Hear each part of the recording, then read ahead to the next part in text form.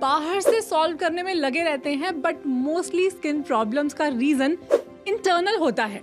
Now the question is कि अंदर problem है क्या, ये कैसे पता चलेगा? तो आज इस वीडियो में मैं आपको एक ऐसा तरीका बताने वाली हूँ जिसे जानने के बाद आप किसी को देखते ही उनके एक्ने, पिंपल, ब्लेमिशेस का रूट कॉज गेस कर सकते हैं, और साथ साथ हम उन कॉजेज के सॉल्यूशंस की भी बात करेंगे। इसलिए वीडियो को एंड तक ध्यान से जरूर देखिए। चलिए समझते हैं ये चाइनीज फेस मैपिंग क्या कहती है। इस अप्रोच के हिसाब से अगर किसी के फोरहेड पर एक्ने होते हैं, छोटे दाने होते हैं, फोरहेड क्लियर नहीं होता, तो इसका मतलब हो सकता है कि उनकी डाइजेशन सही नहीं है, बोवल मूवमेंट ठीक ना होना, कॉन्स्टिपेटेड रहना, अनहेल्दी डाइट या फिर कोई फूड एलर्जी की वजह से ऐसा हो सकता है। और डाइजेस्टिव इश्यूज को फिक्स करने के लिए ये सभी सॉल्यूशंस ट्राई कर सकते हैं। सबसे पहला, फाइबर रिच डाइट लेना। अपने खाने में ढेर सारे फ्रूट्स, वेजिटेबल्स और होल ग्रेन्स को इंक्लूड करना। प्रोबायोटिक्स जैसे कि योगर्ट, फर्मेंटेड फूड को डाइट में लेने से भी गट हेल्थ बहुत इंप्रूव होती है।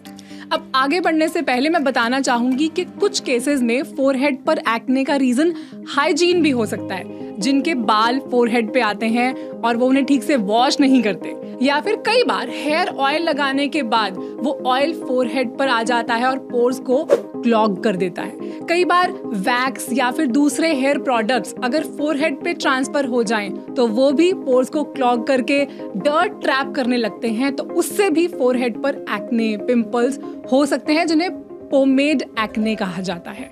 सो कभी भी इस तरह के प्रोडक्ट्स लगाएं या फिर सिर पे ऑयल लगाएं तो फोरहेड को एक गीले कपड़े या फिर टाल के साथ अच्छे से वाइप कर लें। अब वापस चलते हैं चाइनीज फेस मैप पर और समझते हैं कि अगर किसी के टेम्पल्स पर एक्ने हो तो उसका रीजन क्या हो सकता है। टेम्पल्स पर एक्ने किडनी या फिर गॉल ब्लैडर में इन्फ्लामेशन की वजह से होते हैं।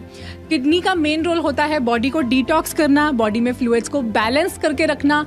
इसका मतलब अगर हमारी बॉडी के अंदर टॉक्सिन ज्यादा है या फिर बॉडी डिहाइड्रेटेड है तो इसका असर किडनी पे पड़ता है, किडनी पे स्ट्रेस पैदा होता है। सॉल्यूशन कैन बी ज्यादा पानी पीना। अगर अल्कोहल की कंजम्पशन ज्यादा है तो उसे कंट्रोल करना, ज्यादा सॉल्टी फूड्स को और कैफिनेटेड बेवरेजेस को लिमिट में करना, जो कि हमारी बॉडी को डिहाइड्रेट करते हैं। इससे किडनी पे लोड कम होगा और वो ज्यादा अच्छे से फंक्शन कर पाएगी।